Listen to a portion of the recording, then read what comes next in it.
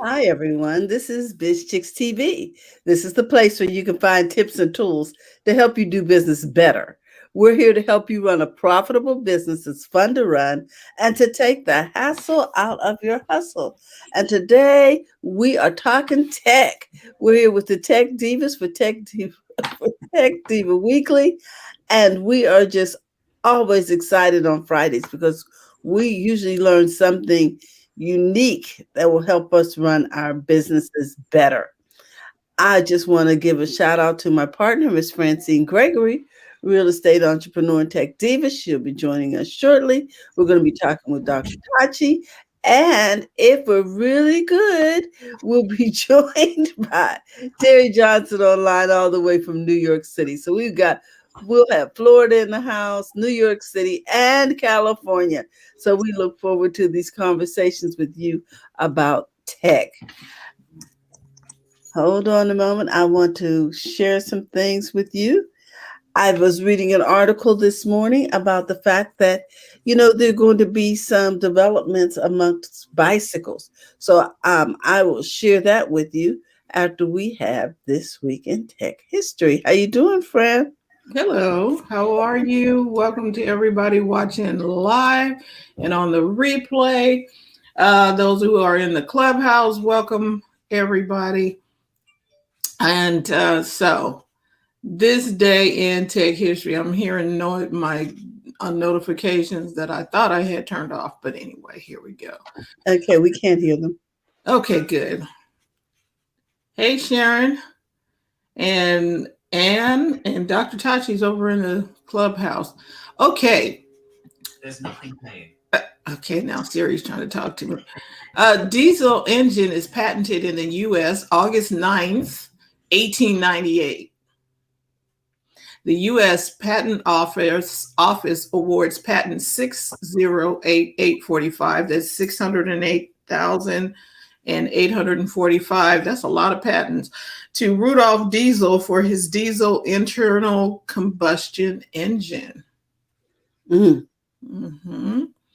I'm going to back up one also. August 8th, 1980, the Project Chess team at IBM shows a prototype microcomputer to their corporate management. Management gives approval for the team to build an operational computer with a 1 year deadline to compete in a rapidly emerging personal computer market. 1 year and 4 days later, the IBM Pc is introduced to the world, and the rest is history. That was August 8th, 1980. Let's see, the first email from space.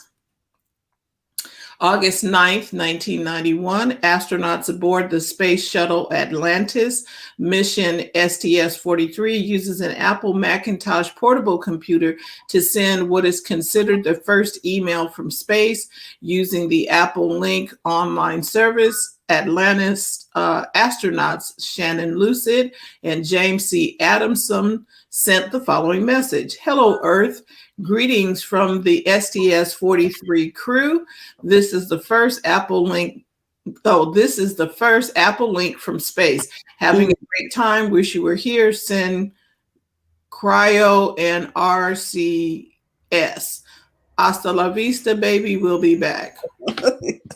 The Apple Link software on the Macintosh was specifically configured to connect to NASA's communication system, which allowed the shuttle to interface with Apple's proprietary network from space. The Macintosh Portable itself only had very minor modifications to operate in space. Who knew?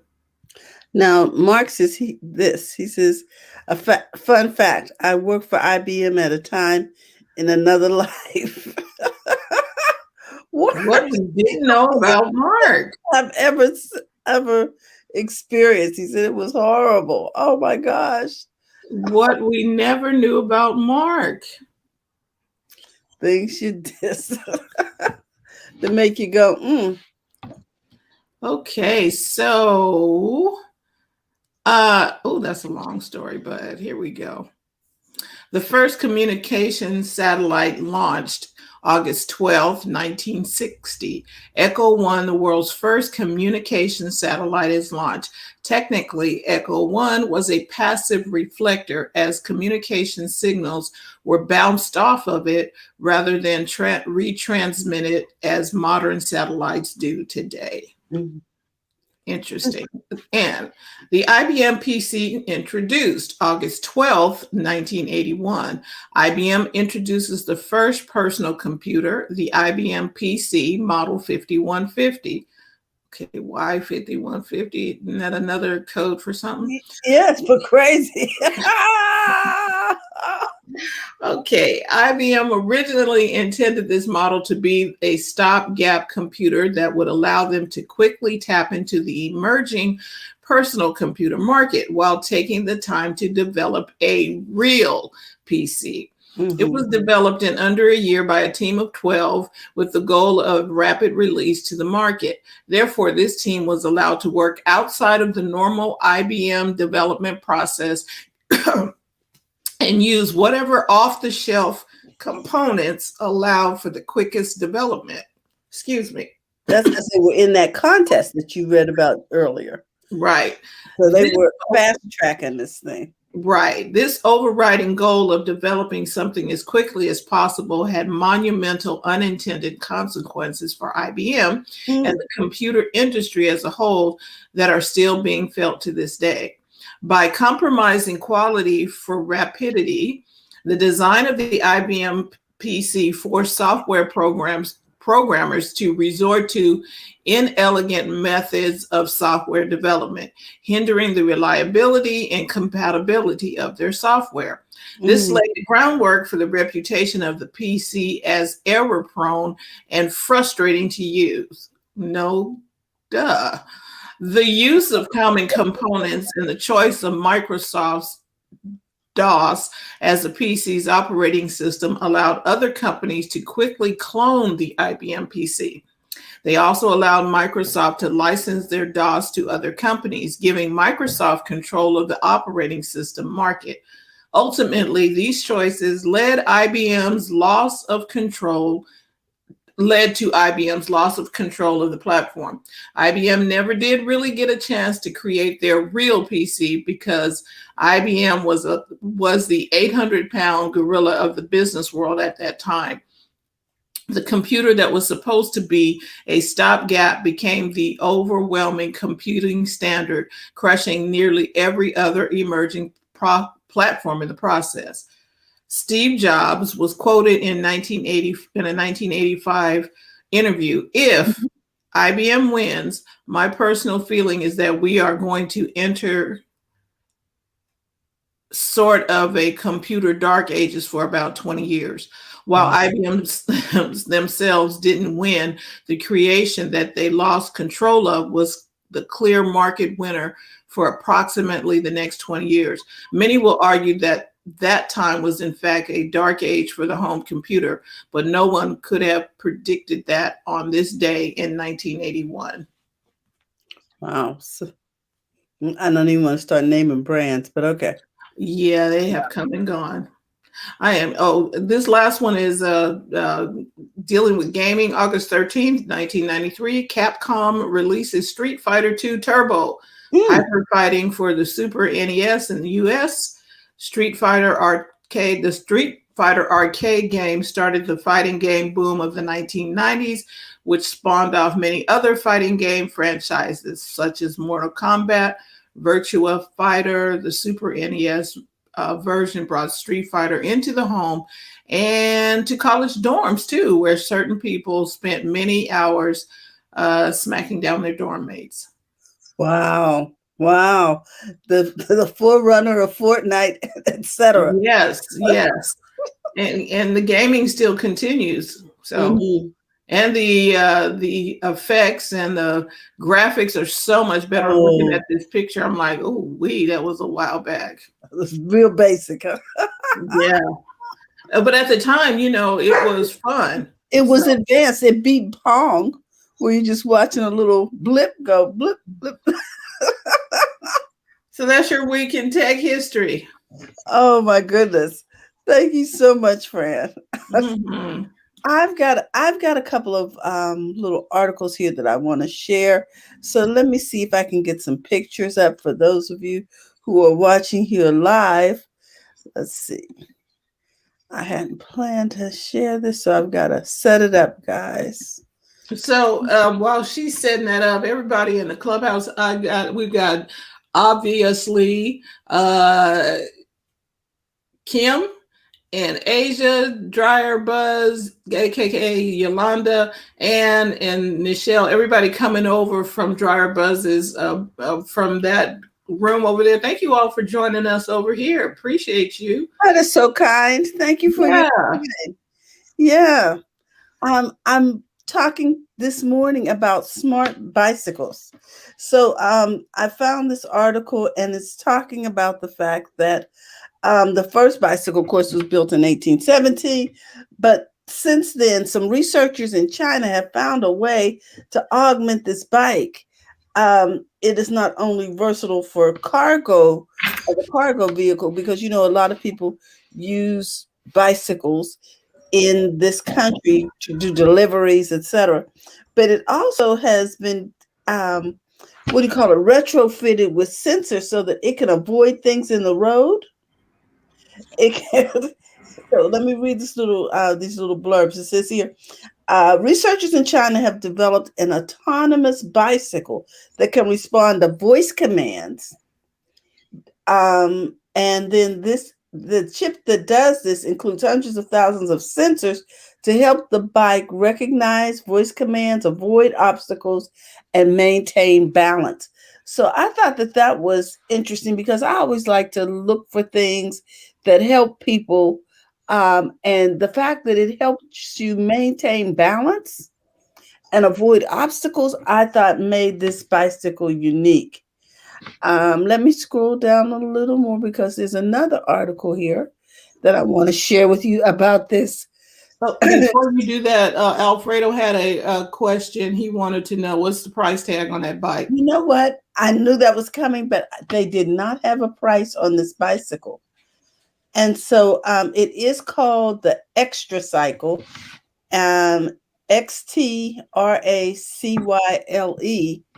And I will put the name in the chat. So if you want to Google it and see if you can find out what the price is, I think that would be a good thing. Okay. Okay. So I'll make sure that goes in the chat.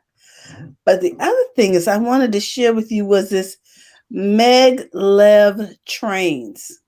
Okay. These trains levitate above the track. Okay.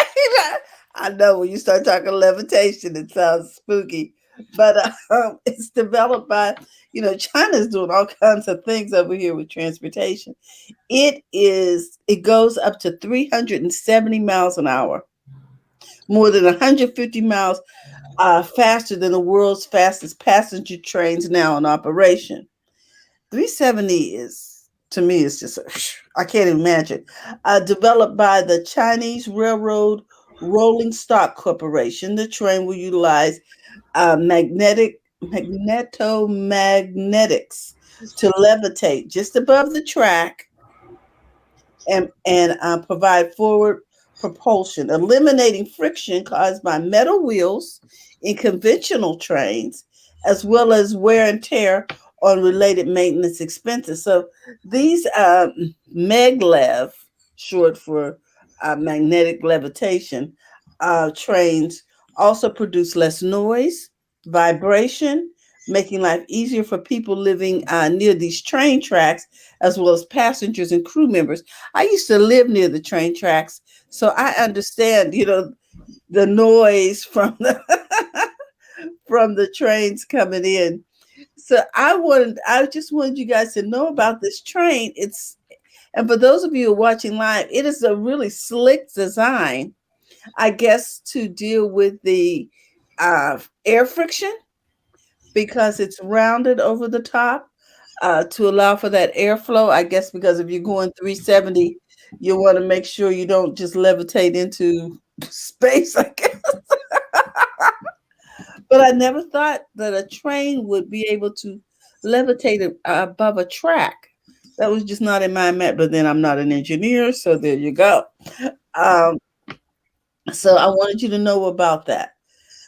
And one more. And that is, let's see, let me scroll down here real quick to this last one about these multi-directional elevators. Okay, can you guys see that? Okay. These elevators go sideways as well as up and down. Instead of the traditional cabin moving up and down, just vertical, the new system consists of multiple cabins that operate on here we go, electromagnetic track using the principles of magnetic levitation. This magnetic levitation evidently is a big thing. The cabins move up one shaft and they travel horizontally and descend another shaft, creating a continuous loop. Okay. It says the sophisticated switches help guide the cars and are mounted with carbon bearings called slings that allow them to change direction. The new system also requires fewer and smaller shafts compared to conventional cable operated elevators, increasing a building's usable area up to 25%. So your building's you have more space, you have more directions for these elevators. And I just thought that was extremely interesting. Okay. So with that, I'm going to stop sharing. So pretty much, okay, so about the elevator. So that means the buildings would have to kind of reconfigure. I've seen the concept in like movies where the elevator is going left and right and then up and down. Kind of interesting. That means they really have to reconfigure a building. Yes. This would probably be something for up and coming buildings. The price on one of the extra cycles, I put the you Google that, okay, chat down there, and it's called extracycle.com, XTRACYCLE.com. $5,000, but the bike does a lot of things. And so I saw, I was looking at the pictures of the kids. They were taking the kids and doing some other stuff. It's a very sturdy bike. The company started in the 1998s, I do believe it was. They had an idea about perfecting the bike. So I got to look into that more because you can still pedal. And it, with the sensors and stuff on the bikes, I'm like, is this like the car, where the car is driving itself and autonomous driving? Right, and keeps you upright so you don't tip over and fall, or keeps you out of the potholes. I think it will work. Hey, TJ. Hey. All right. Good morning. I'm good. How's everybody? All is well. All is well. We're about to get into your subjects in about 2 seconds. Okay. Yeah, I'm just doing some stuff in the background. Okay, I did also see a bike that folds, and it was like $6,000 some odd dollars. And no, I'm not even showing that because all it did was fold. It was electric, but for $6,000, we could probably get a car. But anyway. It is interesting that we remember the car that we saw at the mall, Terry, the single passenger vehicle, and it was all electric. It was a cute little car, and you can put your groceries in it. It was kind of, Terry said, it looked like a moped with a shell on it. Yeah. With a shell on it. And the guy was saying that it had to be weighted because it could float away because it was so light. So I was like, that is not good for crossing bridges. Okay. Or going around big wheelers, 18 wheelers. Like you go in between two 18 wheelers. We have 4-lane highways, 5-lane highways, even in California. And so you're going between two big rigs. I mean, this is just something for a movie waiting to happen. And, the gust of wind pick you up, or if you're up in the Oakland Hills or going through where there's a lot of high wind and stuff. I'm like, I don't know, man. I don't know. That is strictly for going around the corner to the grocery store, like the moped would be. Yeah. So we also, Mark has a comment here. He said, I worry that the bike would stop, but I wouldn't. I see how that could happen. The bike put on brakes because it saw something, and I'm like, so now you need to wear a seatbelt on the bike. Absolutely. Okay, we got TJ in the house talking all things social media. What's happening in the social media news, TJ? Hey everybody. Hey. So happy Friday. Let me get my sip. She gotta get dry. Girl. It's been dry this week. I don't know why, but I was like, I gotta have my water. All right, hey everybody. So happy Friday. And this week in social media news, let's talk about YouTube. But first, before I start that, I meant to say that it's August, so this is like the slowdown period for business and corporations, and so there's not a lot of updates with social media apps and stuff, but there is plenty to talk about. Trust me. So I want to mention that because I was like, it's August. I was like, why is there like all these updates coming out? But it's August, so this is the time where people usually before the pandemic this would be the slow month for business because everybody would take off before the kids had to go to school. So, and we'll leave it at that. All right, so let's go to YouTube because we rarely talk about them, but they've done some things this week. They've turned on some safety measures designed to protect kids on YouTube. So there's this whole what was it, Child Protection Services Act or something that was going on last year that YouTube got YouTube creators all upset because it was like, the kids, you had to turn off your you had to designate whether your channel served kid-friendly content. So now they're going even more. So YouTube has the YouTube Kids app, which a lot of kids don't use because they want to, they want to play with the adults. But so YouTube is having their settings by default. So they're oh, hold on, here we go. So they're allowing people to create. Wait a minute, I'm getting confused. My notes is like, why did it get all messed up? Hold on, guys, because my notes got scrambled. Morning, Yolanda. All right, here we go. All right, so by default, YouTube videos created by kids, they're making it private, allowing minors or their parents to request the removal of their images from Google image results, turn safe search on by default, and more. So that has to do with the searching part of Google, but YouTube did some things too, and I thought I put it down here. I guess I don't have it. So they're doing privacy settings aimed at young creators between the age of 13 and 17. So what they're doing is changing like the default settings, because before you would have to know where to go in YouTube to change things. Yes. You could do it by channel or you could do it by video. So now YouTube is doing something where it's like, okay, we're just gonna blanket protect everybody, and if you want to change the settings, you can. And it's really for having content. I'm getting all confused because I got my stuff all mixed up. They're trying to protect the kids, basically. It's a theme that ran this week with another app, but it's like, okay, we're going to put things in place to where we know kids use the regular YouTube app, so we're putting stuff in, but they really should be on YouTube Kids, if that makes sense. I'm like, yeah, and my thoughts messed up. But they're also doing it within all of Google, like with search features.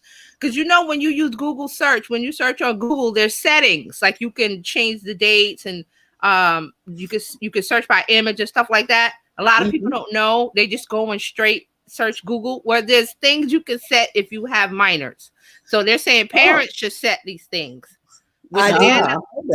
Within Google, within Chrome or whatever browser you use, but there's settings within Google that a lot. Google has a lot. I'm telling you, Google has a lot of settings. If you look at your account, just not Gmail, but go into your Google account, there's all kinds of things in there to turn on and off. But you have to be knowledgeable about them. So that's what YouTube is putting out, and also Google. They'll also have a setting where you can turn on bedtime reminders by default for kids age 13 to 17. And okay, and also, this is it. You know how when you're watching Netflix and it auto rolls into the next episode. So on YouTube it does the same thing, but Google put the setting in for parents to turn that off for the kids in case it rolls from a kid-friendly video into a non-kid friendly video. So they want to set that setting is there too. So they turn that off, and they also have bedtime reminders where it's like, okay, it's time for bed. But these are things that you should be doing as a parent anyway. So, but you know, Google got to put stuff in there for people who don't have common sense. So there's a bunch of settings. So I'll just say, you know, if you have time, look at your Google account and go in and check it. If you don't have young kids, don't worry about it. But these are for kids 13 to 17. Also, if you're a fan of dark mode, YouTube has dark mode for YouTube Studio on the web. So I'm not a fan of dark mode, but you know, some people like it. I do. I use dark mode. Yeah, it's easier on my eyes. So yes, I agree. There's some places where I would turn on dark mode. Like I have dark mode on now, so the reflection doesn't come from my iPad. But usually I keep it on whatever the default setting is. But there are fans, so you have it for YouTube Studio on the web. Dark mode. Wow. Okay, right. That's good.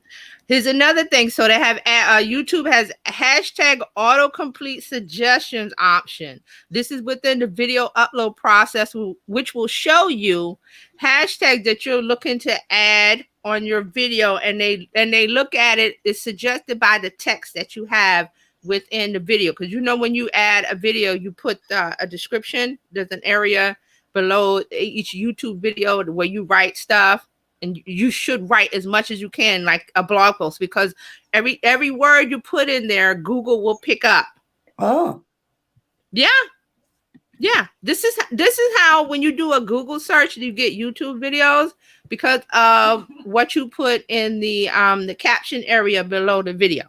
So you should always treat that area as like you're writing a blog post and make it keyword rich, but not overly so, you know, because Google has this thing where they don't like keyword stuffing. So you have to write it naturally, but make sure you put your keywords, the word that you're trying to be found for on Google. Make sure they put them in there, because now they're even going to help you with the hashtags when you add them, and it's going to all come from the content you put up. I know this sounds confusing, but it's when you use it, you'll see it. So. And you know, Google, you know how autocomplete in Google, that's pretty much what it is, but it within YouTube. Okay. Okay. Go ahead. Before you move on, I really believe we need to do a YouTube class, because YouTube is going to be really key for your business. Like you said, having it as a library of all of your content. Yeah. In case our friends at Facebook go south or somebody else goes south, you have a backup of all your stuff. I think we really need to learn how to use YouTube properly. Definitely. We're going to talk about that in a minute, because it relates to some of the stuff with TikTok. So with TikTok and YouTube and all of those are mixed up with the short form video. So yeah, that is a good point.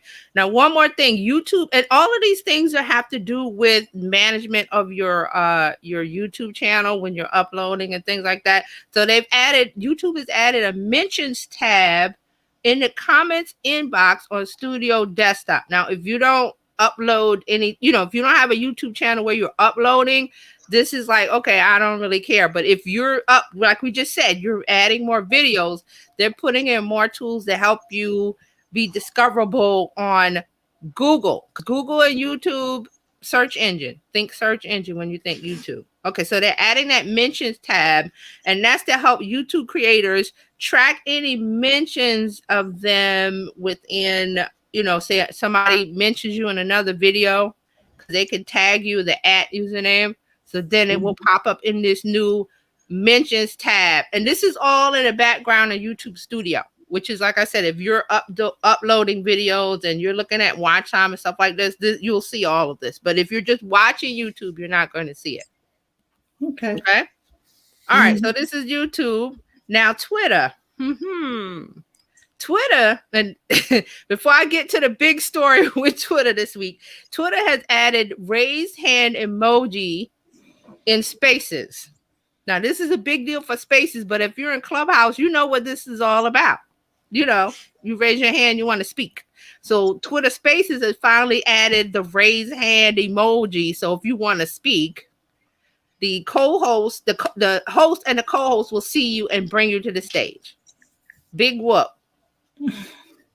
You mean it should have been there already? It should have been there already. I mean, like I said, if we're in Clubhouse, we're used to all of this stuff.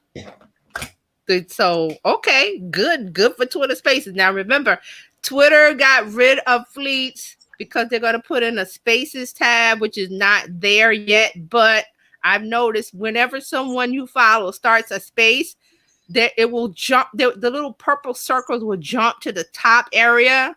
So it's not really a tab, but it will notify you that somebody has started a Spaces, because I joined one yesterday looking like, okay, what is this popping up? It was a Twitter Space. And then once the Twitter Space is gone, it's gone, because, the little fleets area at the top is gone. So they are working on a Twitter Spaces tab. I heard yesterday that they're rolling this out to beta users first. And there was a question of why. Just put it out, Twitter. But they're not. So there you go. So they put the little raise hand emoji up there. And also, here's another thing real quick. I hear somebody in Clubhouse, so hold on. Twitter also has something called voice modulator or voice something. Voice changing effects. And it's an option for iOS users when you're in a Twitter space. And let me tell you, it is weird. I tried it out. It's stupid. And I'm like, why is it there? I don't think it's going to stay. Ooh, you don't think? I know it's called Voice Transformer. I think that's what it's called. But you don't think of Twitter as the place where you want to put transforming your voice and all of that. It doesn't. It didn't work because I was in a Twitter space with Madeline. I forgot her last. Madeline Schuyler. She does like a Twitter chat every week. Eileen was over there, so I went in, and Eileen used the voice transformer thing. And you could not understand anything she was saying. And they give you, I think there's like 10 options. Like, how when a journalist does an interview on TV and they black the person out, and they modulate their voice like that. Yeah.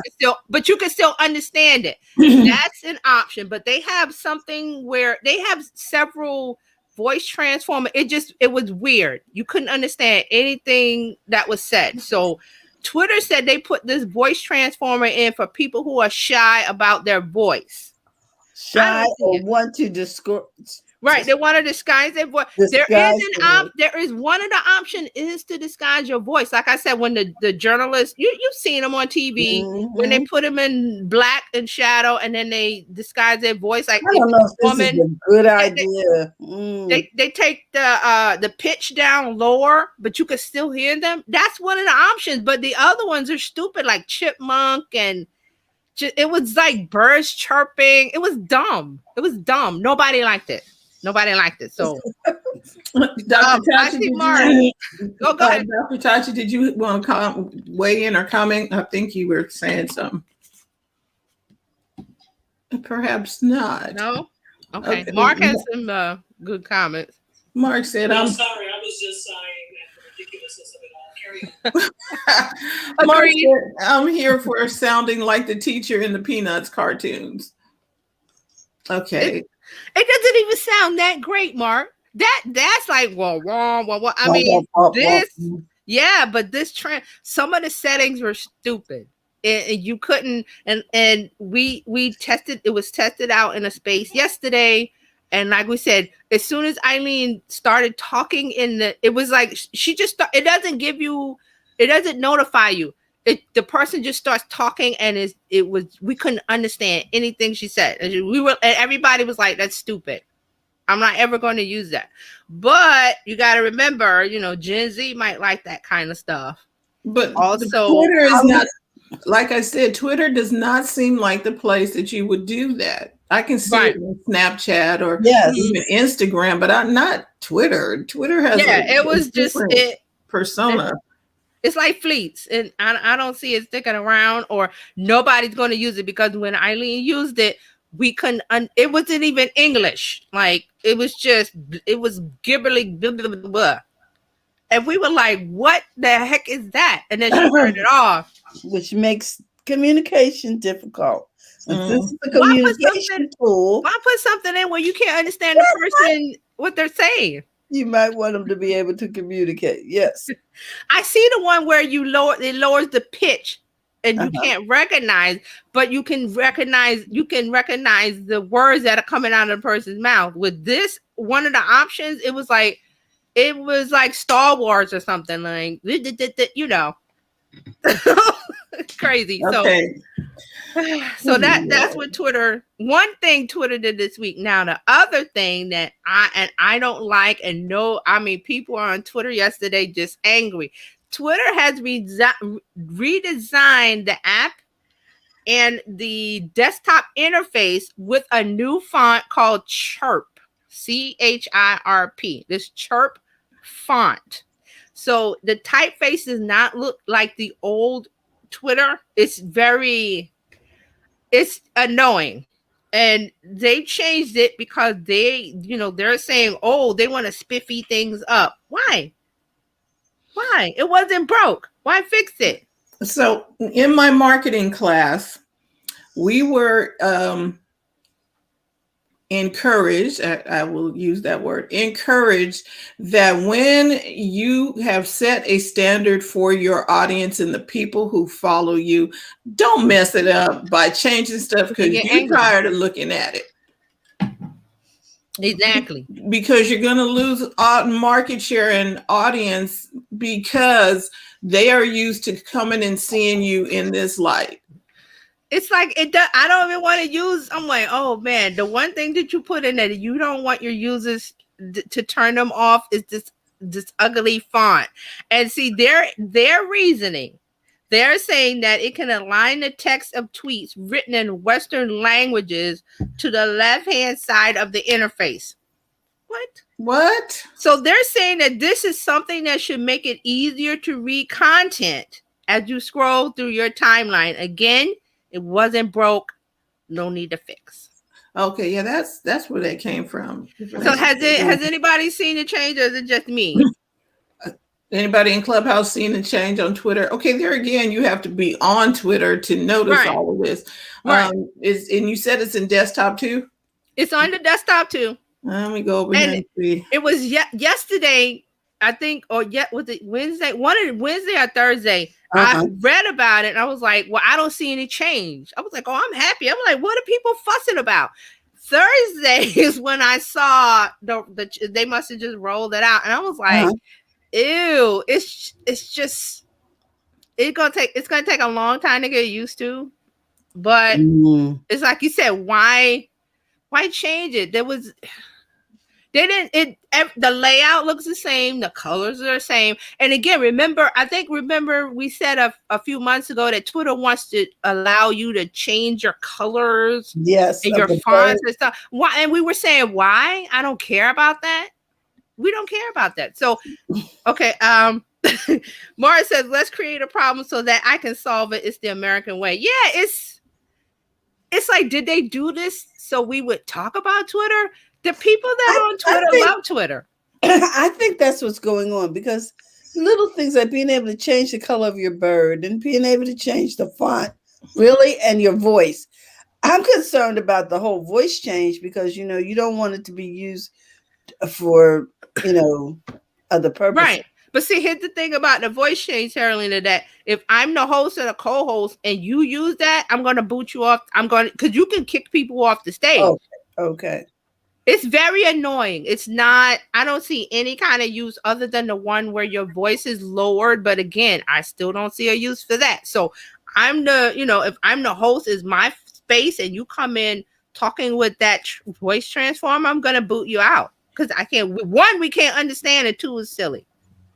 Mm-hmm. So you said that it's on the desktop and they changed the font within your account, or is it? It's the complete font of everything. It's the side. It's the text on the side. It's the text in the tweets. It's the text on the right hand side with the trending. Let me see if I can. I don't think you'll be able to see it on camera, but interesting. It's subtle, but it's different. Is the only way I can explain it. Mm-hmm. And it looks like I've gotten used to it because it's not making me scream anymore today. It's different. It's different in a subtle way.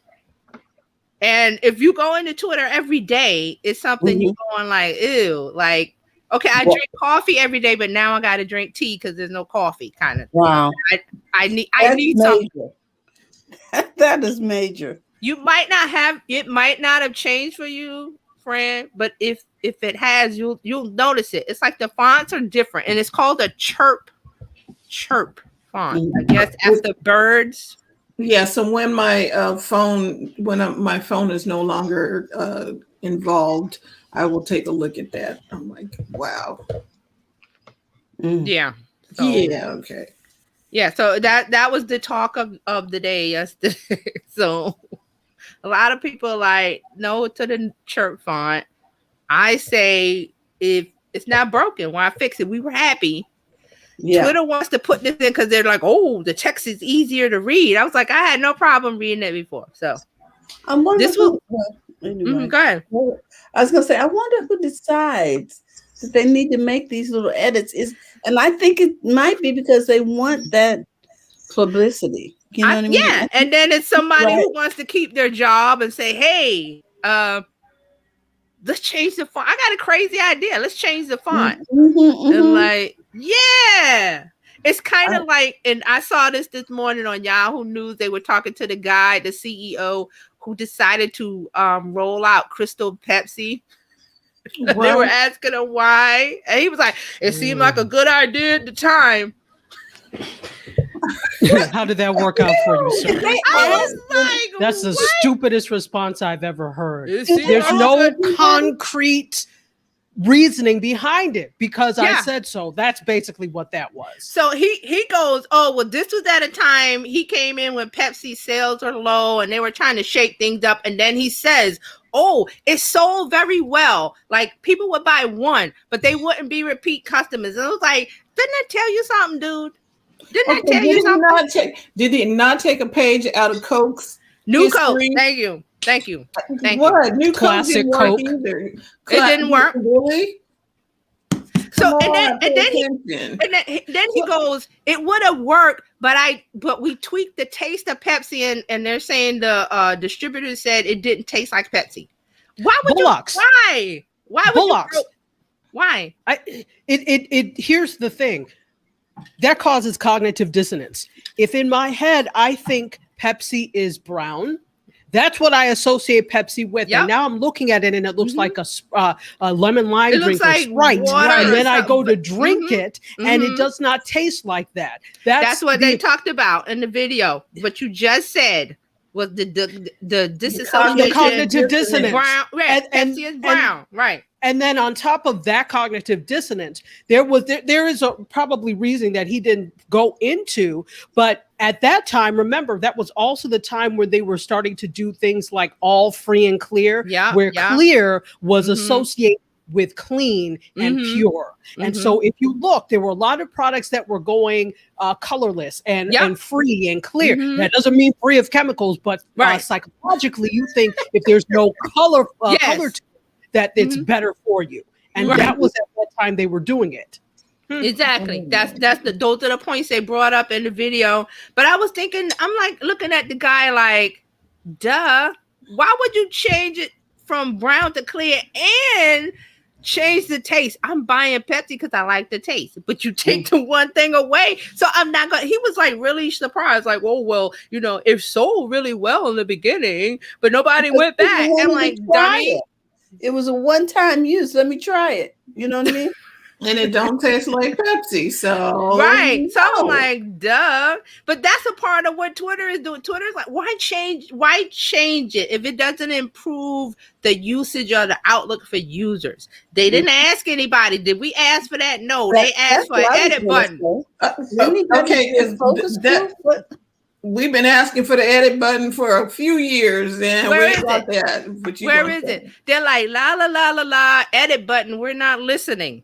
But here's a new font called Sharp. Isn't it cute? And we're like, heck no, get this thing out of here. Nobody asked for that. Yeah. There's just no reason today to get a product so wrong. None. Well, there is arrogance. Arrogance and your continued dominance that makes you on top at all times, which is why you get so bewildered, confused, and downright angry when something doesn't work out for you, because it's been working for a long time and you've been allowed to make changes to things for a long time without any repercussions. So now that the roosters are the chickens are coming home to roost, or the roosters are coming home to chick, whichever, now you're wondering why. But when you're surrounded by a bunch of yes people, somebody had to know this was going to be a bad idea. But the groupthink around the table was stronger than the voice of reason. That's why it failed. Yeah. Yeah. And it's like Twitter is like, oh, this is a good thing to do. At the least, it will shake everybody up and we'll get a couple stories out of it. And people are like, no. So you want to ruin your whole brand for a story, basically. But they don't think it's ruining their brand. That's what I'm saying. The audacity of arrogance. They think any change that they make because they have market share and millions of people love them. If I decide to turn it purple, they'll still buy it because we said so. That's that arrogance. The fact that you can make any change. Please remember, you exist because of us. And there's not enough of that when it comes to products. That appreciation of you exist. We exist because of you. So thank you. Wow. Exactly. So that's what Twitter did this week. And I don't know. Hopefully they'll change it, but I think they might dig their heels in and say, oh, it's good for you, damn it. And we're like, no. See, that's when you end up with high heels that break off. Yes, because it's like when kids do things in defiance of their parents and know they don't like it or it's wrong, but they do it. They continue to do it anyway because damn it, I'm gonna do the opposite of you. That's what it feels like. And I'm like, Twitter, we got too many choices now. Royal Crown Cola. Okay. All right, so we got Twitter is. Oh, yeah, that's Twitter. All right, so here's a good one. Snapchat is no longer giving away $1 million a day. Oh no! And these teenagers are fed up and leaving. What? Really? The Snap creators said they're packing up their bags. They're not doing anything with Spotlight because Snapchat was making they made some of these teenagers millionaires. Okay. One chick made $1 million, like in high school.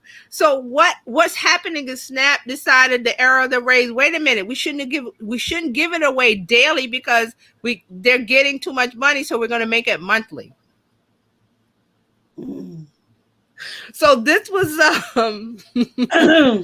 this was their decision. Remember, they said they had this Spotlight Fund. They started it in November 2020, and it was supposed to go. It was to the end of 2020, and they extended it this year. But they realized that they were giving out too much money, so they just realized after the idea? all of these months later. And these are I've read this stories in CNBC.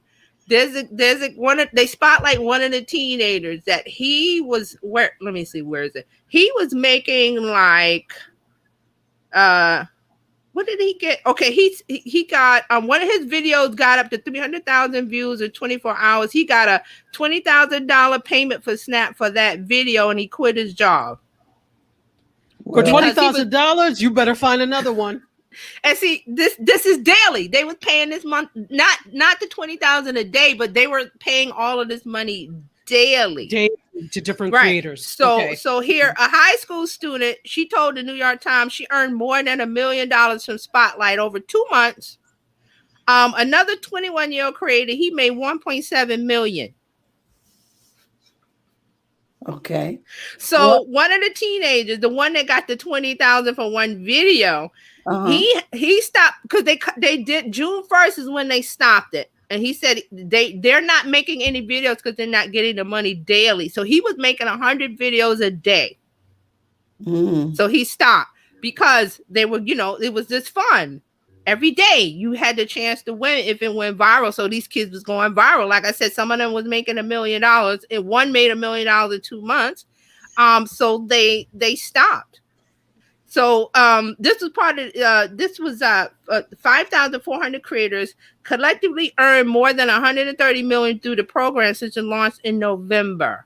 So that's how much Snap was paying out. But they said they announced on May, this was back in May 20th, they said they would no longer pay $1 million per day. Instead, they would pay millions per month starting June 1st. So it already started, but this story is talking about how the creators are leaving because they're mad because they're not getting the same amount of money they were getting when Snapchat was doing this daily. Wow. Well, Alfredo asked, what is a monthly subscription for Spotlight?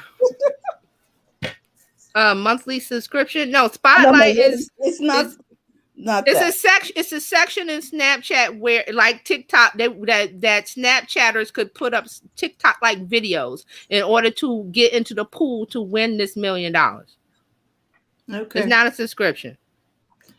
Mark's comment. Mark said later in an exclusive expose, we find out that the strategist behind Snapchat's $1 million a day is the same guy that created Crystal Pepsi. Mark, you win. You win the internet. He does. And remember, Snapchat put this out because they wanted people to create content for their Spotlight section in the app, and they thought it was a good idea. It was too dang good because they making millionaires out of these teenagers that quitting their Wendy's job. But now they're mad because Snapchat pulled back and was like, whoa, too much money. So that was not a sustainable. Well, they weren't going to do it. Remember, they were going to end it like I think it like December. I think they started it. It still wasn't a sustainable model. No, they didn't want it to be. You were paying people to come and play in your realm. When you stop paying, they're going to stop coming. Who knows? Right. What? Okay. Right. And what an easy summer job to sit home and just make videos and see which one hits. Eventually something's going to hit if you're making them that often, and you're making $15 at McDonald's, which is considered a raise. And you're only there for the summer. $20,000 to get you through the summer, Tachi. Yes, no, I agree. It will get you through the summer if you're, smart about it, definitely. Excuse me, but I was going to say that, it's not easy work, but it is work that is pleasurable if that's something that you want to do, and probably preferable to them than working at McDonald's or something. No offense, or Wendy's. No offense, because some people love that too. But for somebody who's a content creator, I'm sure you'd rather do this than that.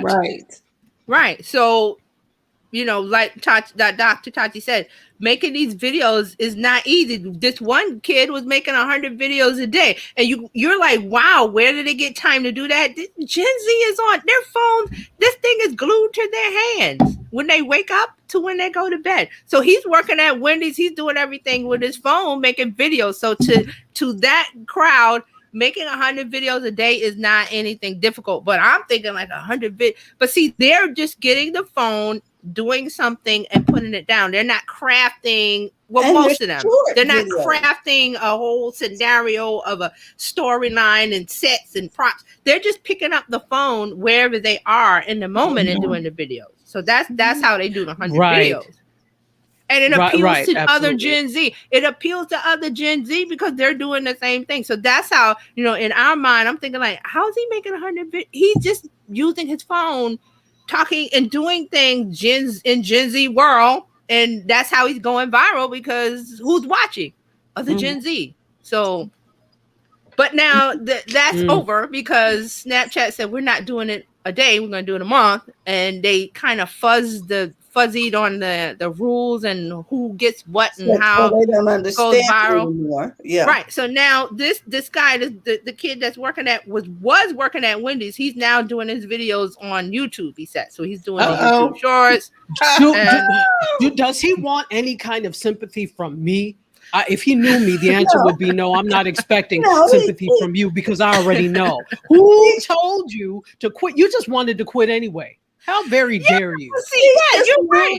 His business from Snapchat to YouTube. He's telling his customers where to come see him, touch it. Yeah, no, I know that's fine. That's fine. But the thing is, to me, there's this audacity to it. The fact that, and it again, I'm sure they realize it's hard work or whatever, but there's almost this, well, I'm not making as much money, so I'm going to go someplace else type thing. I'm not saying stick with Snapchat because they flubbed this one up majorly by thinking you could go through 100 million in a day if you're not careful. They didn't think this one through. But the thing is, my thing is that you expect that. That's what I don't like. You expect to make I think just like last year, the year before, there was some woman or girl that went to do Google headquarters and she was mad because they changed the YouTube partner payment. I think it was like 2 or 3 years ago, and she got mad and I think she had a gun or something because she's mad because YouTube changed the way that they pay you, thinking that's not your job. YouTube can change the rules anytime they want because it's their playground. You don't own anything on YouTube. Back when I taught I still teach in the Maryland State University system, but back when I was younger and we all got furloughed, not a damn one of us came with a gun. You changed the rules. I got this job because you were supposed to pay me X, Y, and Z, and now you're furloughing? What? So I have no patience for people who think, and I'm not saying furloughs are right either. No. Right. Budget better. But it's my thing attitude. is, it's the attitude towards it. Because there are people who have been, like I said, furloughed from jobs that are not making them anywhere near as much as you are making as a creator. But the fact that you demand and what? Companies are going to have to change the way they do things now because clueless Gen Z don't know how to negotiate with things, and that's because they haven't been taught the value of not only negotiation but the value of how to negotiate your feelings in certain things, and that it's not all about you. But guess who taught them that? The parents. I'm sorry. So I agree. Well, they're in the mindset of they have a toy, they play for it for a second and put it down and go, well, I want another toy. Well, play with that one that you have. Before I give you a cardboard box. And that'll be your only toy. You're right. The box. Yeah, Dr. Tati's right, but that's their attitude. Like I said, how is he making 100 videos a day? Just that's their bag, their thing, and he's mad with Snapchat, so he's moving on to YouTube, or they move on to Reels, or they move on to TikTok. Okay. But well, I am not mad at the creators. Well, I'm mad at no. It's not. I'm mad at you switching up in the middle of the contract. How you gonna? You're right. Right. And then not only are they switched up, but they're fuzzy. I can't understand. But see, that's another thing. Snapchat owns a platform. It's Snapchat's playground, their sandbox. They get to set the rules, and you stay or you go. Is there integrity attached to that? Not at all. That lacks integrity. But they could do what they like with that. Yeah. So I'm also mad at the creators because it's funny. We were in Dryer Buzz's room earlier, and we were talking about the whole concept, like Lashondra and a whole bunch of people were talking about the concept of having someplace else to drive your audience to. So Mhm. because you are solely and see, that's what's not they don't get and what they're not being taught, the value of having a stable home. All of these platforms could decide to close tomorrow, and they could decide, well, we're not going to pay at all because we don't have the money. Are you going to sit there and protest outside of their headquarters again because of that? No, they don't have to do a damn thing to you. And because you don't read the terms of service, you don't get that either. So there's value in driving your audience someplace else that you actually, okay, you're making all of this. But did you build a website? Did you build a platform? Do you have something that you actually own that if these platforms trip, that you can actually drive your audience to? That's that 100 million people that you've cultivated? Do you have that? But no, they're not being taught the value of that. And they I don't think they care about the value of it, but you'll care when these platforms do you dirty like this. Yeah. They don't care. I mean, I've always said, people say, I run my business off of Facebook. And I'm like, yeah, how's that working when something goes down? Or they change the ad rules, or Apple decides to do what they do and it affects Facebook and all. You're running it off of a platform, a basis that you don't own because you don't pay them. Now, with a website, depending on whatever platform, however you set it up, WordPress, Squarespace, there's different things. You're paying for the service, so you own that. You're not paying for Facebook and YouTube, and you're not paying. And that is why there's an issue trying to get stuff for free. Stop it. They're basing their earning their income off of that. Okay, that's great. You got $1 million in 2 months from Snapchat, but like Fran says, that's not sustainable. And Snapchat knew it wasn't sustainable. They knew they wasn't gonna give away $1 million a day every day for the rest of whatever. You knew it was coming. So guess what? You got that $1 million.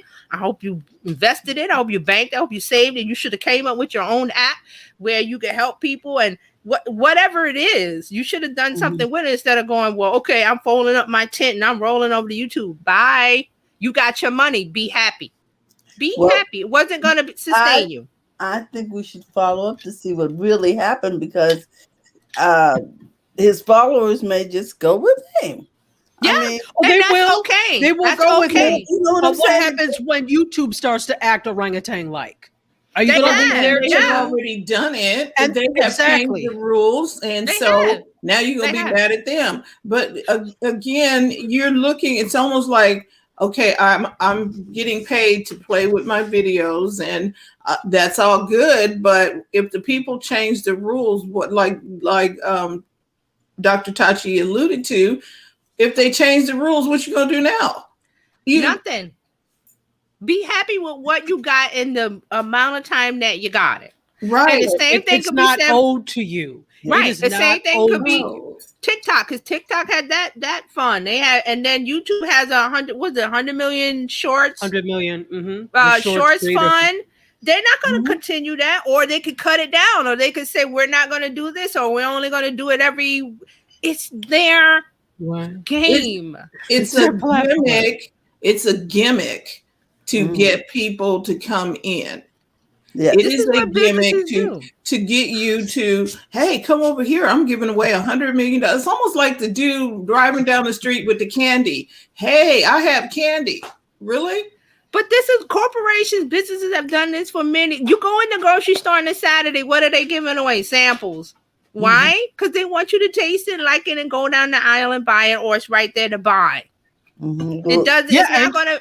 Yeah, you're not gonna. Well, let me see. I don't have any money to eat today. Let me go in every grocery store and get the free samples. You could do that, but that's not sustainable. That's fun. Yes, just like this was fun. Creating was fun. It's supposed to be about the love of creating, but they made it for the love of, well, you're not giving me $1 million, I'm gone. Bye. They did it for the love of money. They weren't doing it for the love of creation. The money, let me tell you, the money that Snapchat spent on this is nothing compared to the advertising dollars they have to spend to get a new user. Right. It's this to that. Right. So Snapchat is not crying. They're just they realize, wait a minute, we giving out too much money too fast. That's all it was. They just pulled back the they rug. should have doled it out. They should have, but that's I don't know who was around that table. Right, that the decision maker. The decision maker. Yeah, those are the people who didn't show up for math class. But that's what it is. I'm telling you, the amount of money they spent on this spotlight gimmick scheme, whatever, it's nothing compared to the advertising dollars they would have to put out to get the same amount of attention and money and users. True. It's absolutely. advertising dollars way up here. So to them, it's a win-win. They get talked about. The kids are angry. It's a news story on CNBC.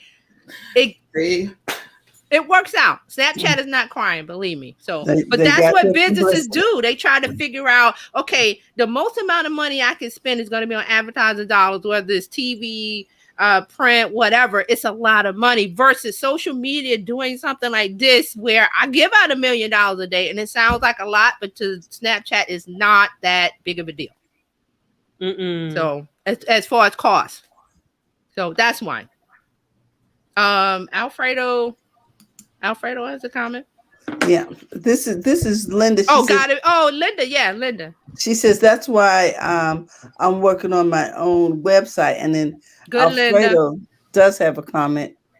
He says creators need to learn to create a tangible product they can get to their followers. Okay. Yes. Right. Yeah. That's called to business. Yeah. Remember that? Yeah.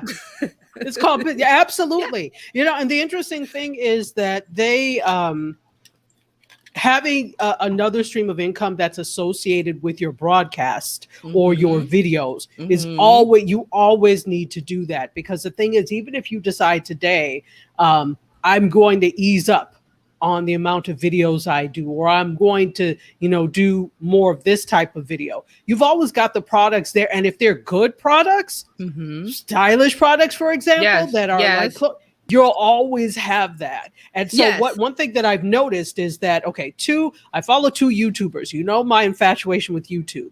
Karen BrizChicks. I love YouTube. So sometimes I'm like, let me watch regular linear TV because I will spend all day on YouTube. So what's regular linear TV? I don't even know what that is anymore. It's very hard for me to do regular TV now. It is. But I'm like, I'm paying for Sling. Let me at least get something out. Right. So Karen BrizChicks is a fashion vlogger. What's her name again? Because I want to check it out. Karen BrizChicks, and she's in New York. BrizChicks? Okay. BrizChicks. Brits? Okay. BRIT. She's British.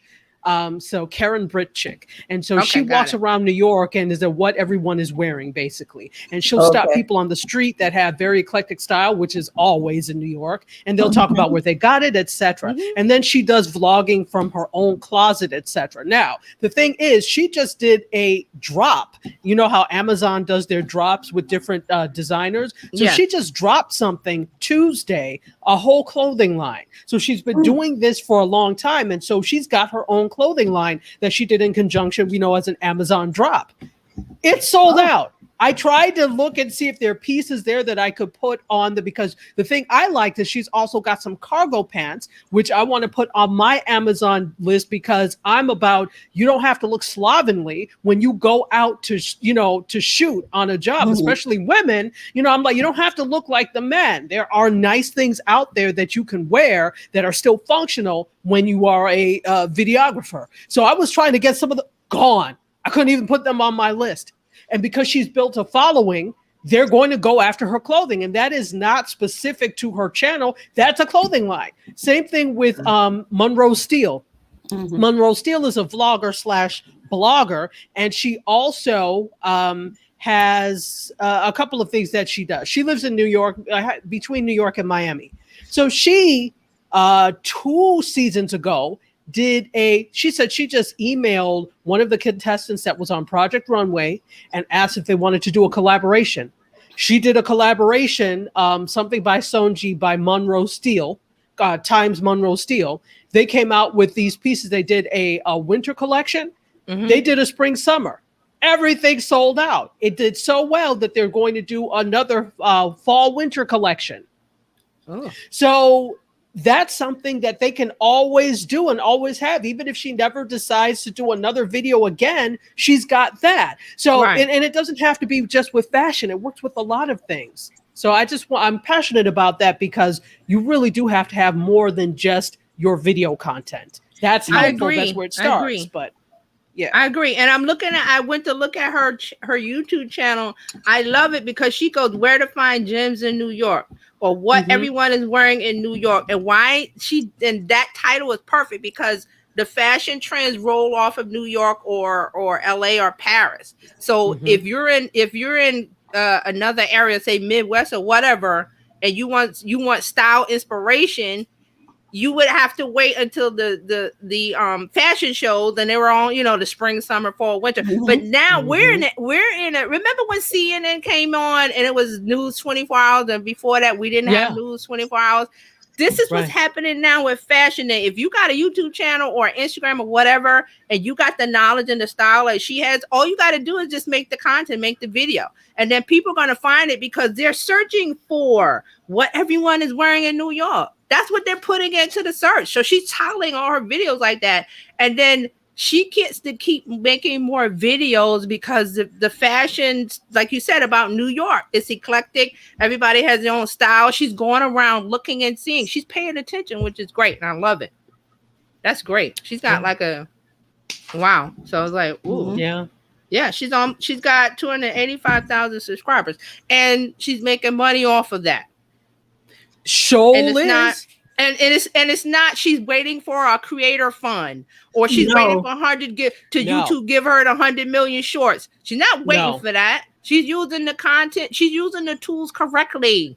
Gauging the consumer interest, gauging what people are talking about, what they want. She's thinking ahead. Like, okay, fashion used to be, okay, like I said, it used to be 2 times a year. And then in between, what did you do? Now we got YouTube. So fashion's every day, all day for her. Fashion is year round. Yes. Year round. Yes. And just to add, go ahead. No, go ahead. Well, about the second YouTuber I told you about, Monroe Steele, she only has 50,000 followers. To me, that's wonderful. That's 50 great. followers is wonderful. But she only has 50,000 followers. She just hit the 50,000 followers. But she was the one, I think I told you all, that she outlined the money that she makes. She makes, I don't know if I did, but she said, a lot of you have been asking, so I'm going to outline where the money comes from. Because this girl's on the path to being a millionaire. She makes $35,000 a month in partnerships. Wow. This is away from YouTube. Yes. Yeah. YouTube from Google AdSense, she makes $5,000 a month. Look, even if I just had the 5. Exactly. Okay? But she's layering it. That's the point. She's layering it. Right. Multiple streams of income. You've got to do that. I mean, I'm talking to myself too, as I'm saying. No, this. we all. You know, that's why I'm excited. That's why I said I love to see people that have YouTube channels like that, where you see the possibilities of it. It's just her doing but see, that's a part of it. She's passionate about fashion. She loves fashion. She eats, breathes, drinks it. Probably. I haven't watched any of her videos. I could just tell from the way her channel is laid out. Channel looks. You'll love it. She's amazing. Yeah. No, I'm going to watch. Amazing. I can tell already because I'm like, she's doing everything correctly. Like how you want to run a YouTube. This is it. But it's like you when you get into the YouTube world like this, you got to keep doing the videos. And then this is another thing I hear from when I listen to Roberto Blake, which he talks about, passive income, making money, YouTube and stuff. He did a video where I think he makes $25,000 a month, and he broke down everything, like where the expenses, taxes, he broke it all down. But see, this is because they're doing things on YouTube that they love, and it feels like breathing to them. So if it's hard work for you to do it one video, it's not the field for you. It's not the thing for you to be successful on that level. And like you said, the other YouTubers, she only has 50K. That's great for YouTube. She's doing great. That's amazing. But yet she's almost a millionaire with only 50,000 followers. Right. So that's the key. I like for people to see that. It's like, because here's the deal. Oh, I tried a YouTube channel, doesn't work. Well, you got to keep, you got to try the key to the house. You got to keep trying each key until the one fits and it opens the door. That's what it is. That's what it is. But people give up. You give up. And I'm not putting anybody down because I'm like, we're all like that. I was like, oh, I need to work on my YouTube channel. BizChicks is working on a YouTube channel. Dr. Taji's working on hers. It's a steady climb, and you got to keep going until you put that key in. That's the right one, and the door opens. With 50, you see it with 50K subscribers. She's doing it. And then this lady has 285. She's doing it. So it's doable, but it's hard work. And see, but she's following her passion. She's not trying to copy somebody else's formula so I can get the money too. She's doing her. She's not forcing herself to talk about fashion. Yes. And see, here's the thing. That is so key. I love fashion. I eat, breathe, live, and sleep fashion. I'm a fashion reseller as well. I'm also about sustainable fashion. But do I want to sit and do a YouTube channel about fashion? Probably not, because people have told me. I have a good friend who lives here in South Florida, who is a major YouTuber as well. And she was like, we did one video together because we went and did a haul together. So I was like, she was like, let's do it on the channel. Okay. So they were like, you need your own channel. I said, no, ma'am. Media Scope is good enough. It's a lot of work. Fashion, but to sit there and do hauls, I'm not doing that. But that's not my calling. You have to love fashion in all aspects to do that. And I do, but not like they do. So that's why I said, well, I can include fashion in the sense that, okay, well, what do you wear on camera? What do you wear when you're behind the camera? That's how I would include it. But I'm not going to do a whole channel probably about it. No, you could do that on your Media Scope and have it as a different playlist. No, I wouldn't. You would kill yourself with 2 channels. No, because I already have too much other social media. No way. No way. It's not easy to do. Linda has a question. She wants to know what's the channel again. Either Monroe Steele or Monroe Steele and Karen BrizChicks. Yeah, so it's Karen and then BRIT and then C. I think it's CHICK. I'm right? Gonna put them in the. I'm gonna put them in Karen BrizChicks. I left out the S. Yeah. Oh, there it is. Okay. Yeah, put it on the screen so they can. Well, I was gonna put the link in the chat. Yeah, that too. Yeah, I left out the S. It's Brits. Bobby Shadow has something to say. Stand by in the. Hey, Bobby. Hey, Bobby. Bobby Shadow, one of my favorites. What's up, Bobby? Hey, Bobby. Hey, Bobby. I think I let him in. Okay, you're on the air. Hey. So good. So what was it you wanted to weigh in on? What was the topic? YouTube. Bobby. YouTube, you know. Fashion. We're talking fashion. Actually, we're talking about the importance of doing you when you're trying to come up with a YouTube channel or whatever platform you happen to be working. Oh, okay, for fashion? Yeah, just whatever. Just in general. Yeah. Just in general. Oh, nice. All right. I just wanted to come in and say hello to all you guys and what you guys. Hey, Bobby. Thank you, Bobby. Happy Friday. Thank you, Bobby. Bobby is awesome. He's one of my favorites. Meerkat Class of 2015. Well, and Blab. Blab and Yay.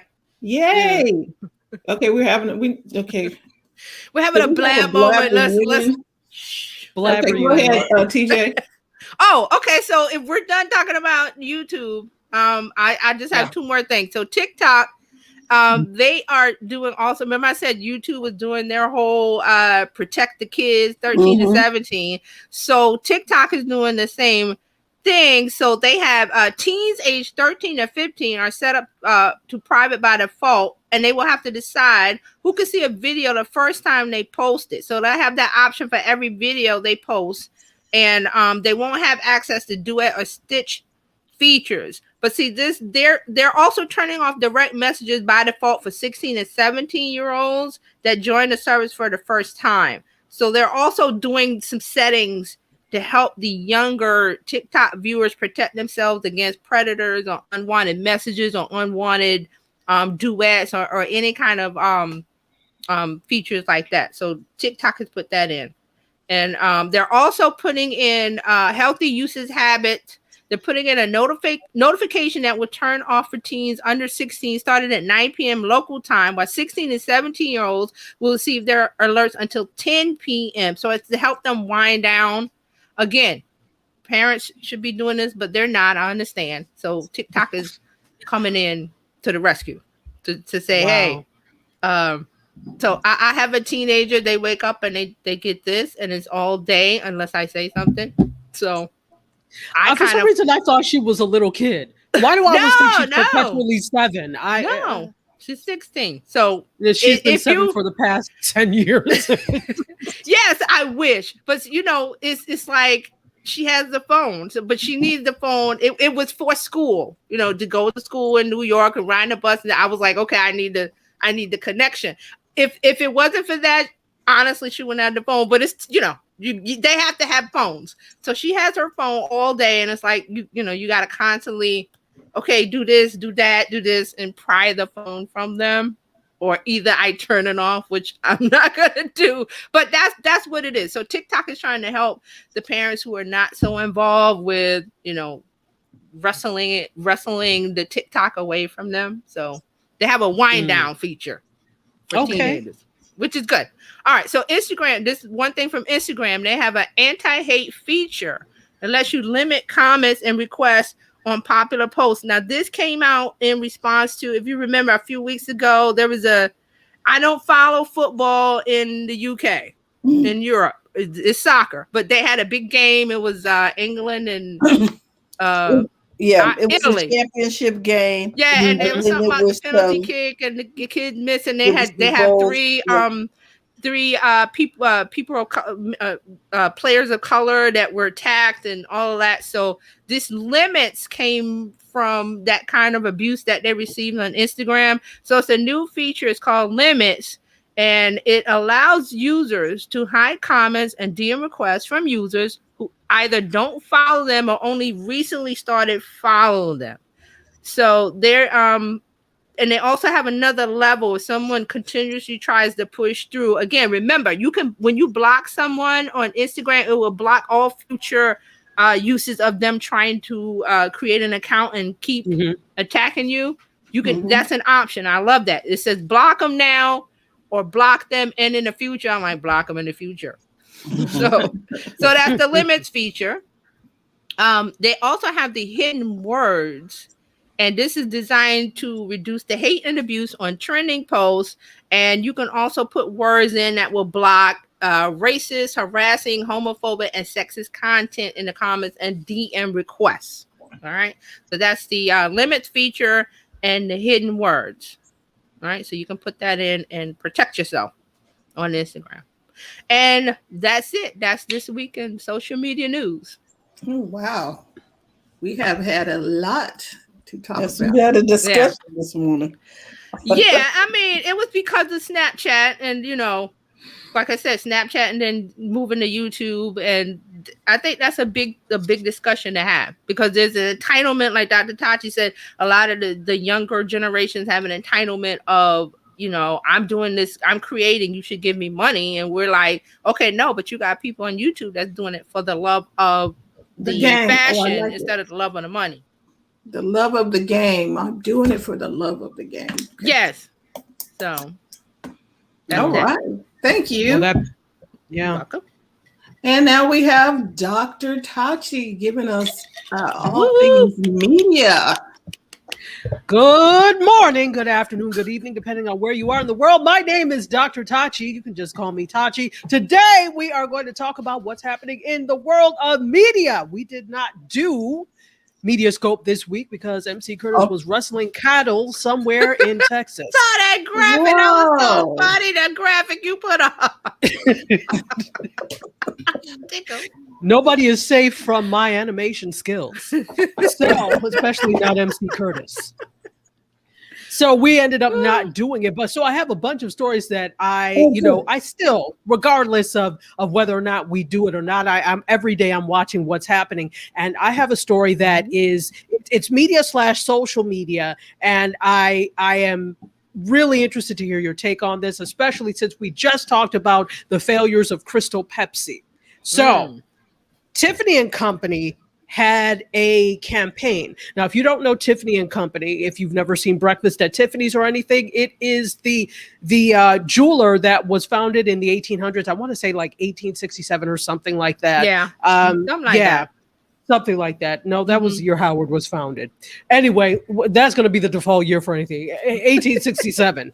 Oh, and also, if you don't know Tiffany, it's the blue box. When you get the blue box. The egg, is it Robin Egg Blue or something? Yes. Robin's Egg Blue box, yes. right? But people call it Tiffany blue. It's a lovely blue. It's actually one of nice. my favorite colors of blue. It's like an aqua, very pretty.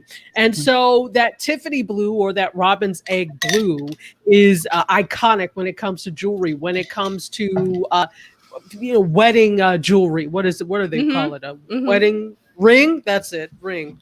I'm like wedding jewelry. What the hell ever.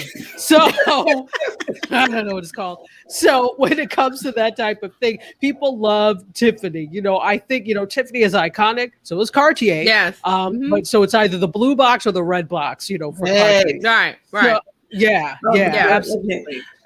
You were right. It is 1837. Okay, it was like something like that. I said 1867, but yeah, 1837. Thank you. I knew it was 18 and a 7. I just didn't know that number.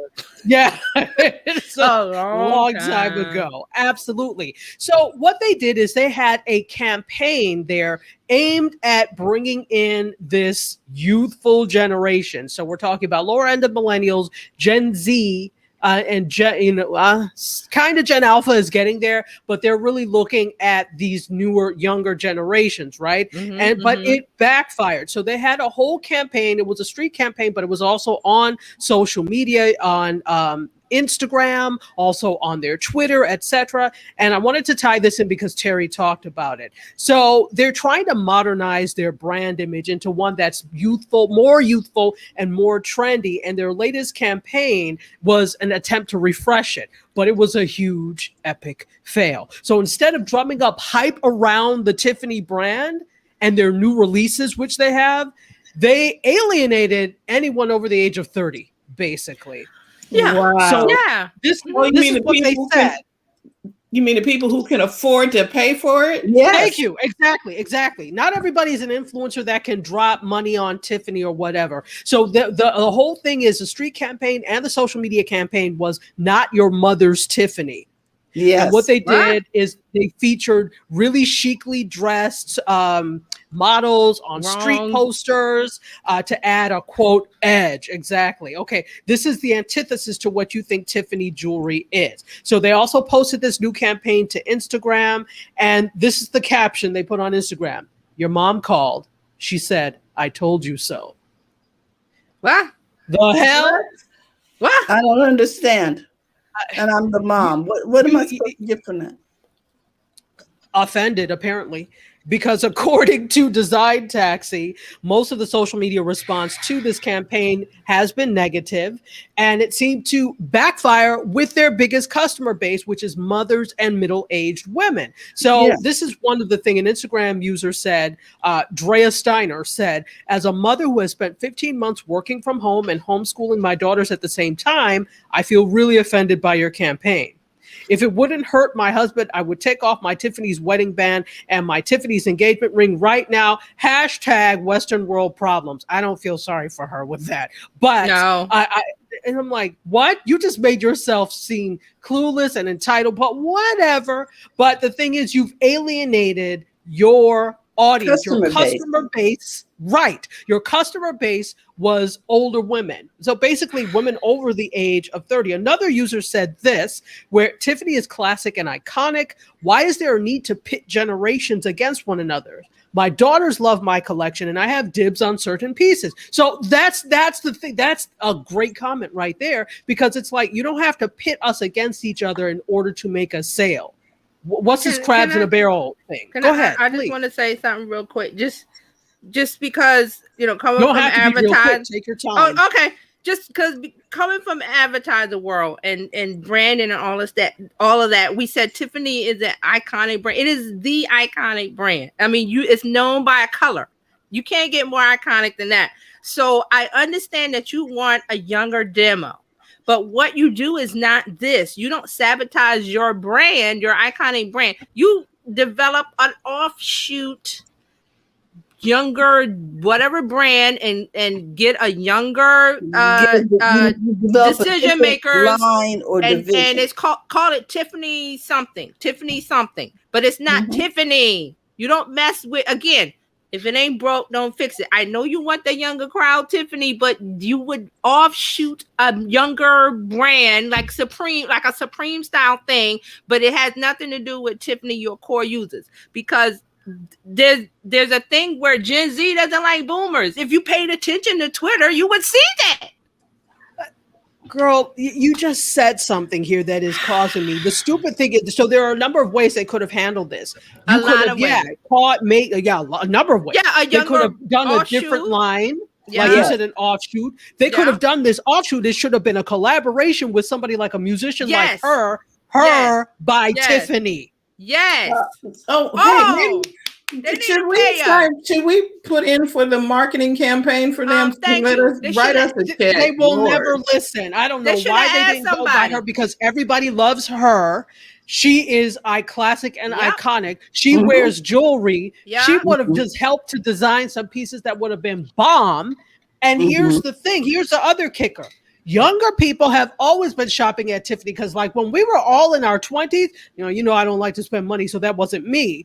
But the other people that were like in the PhD program and stuff with me, they were wearing the silver line of Tiffany's. So they already have it's affordable. An affordable line. Yes. What they should have done was added more to the silver line to what you're trying to get people. So you could have done a collaboration with an artist like her. You could have added more pieces. You should have launched this with your silver line. Because although it's still expensive, it's more affordable. They could have did Billie Eilish. There's so many people they could have. There's so many. If they had Tiffany by Billie, oh man. Tiffany by Billie. What? Okay, now if they're listening to this, they need to write us a check. That's all I got to say. Tiffany, I'm just like, you got old people sitting down on the table going, "Oh, how do we get those youngins?" And Cartier, I'm telling you now, you better get Beyonce. Cartier, go to Beyonce. Oh, they went with. I think they went with Tiffany. I think they have something with Tiffany. Cartier? No. Tiffany has something with Beyonce and Jay-Z. Yeah. Because I read this, last week. It hasn't kicked off yet. They just did a partnership, because people were speculating, why didn't Beyonce go with Lorraine Schwartz, because she wears a lot of her pieces, and they were saying that's why I heard about the story, because now they're doing something with Tiffany. Again, you can't touch the iconic brand of Tiffany. It has to be an offshoot, like you said, the Tiffany by her, the Tiffany by Billie Eilish, the stupid ad campaign about your mother call. That's so dead, that was dead on arrival. You might as well sit there and tell your mama jokes.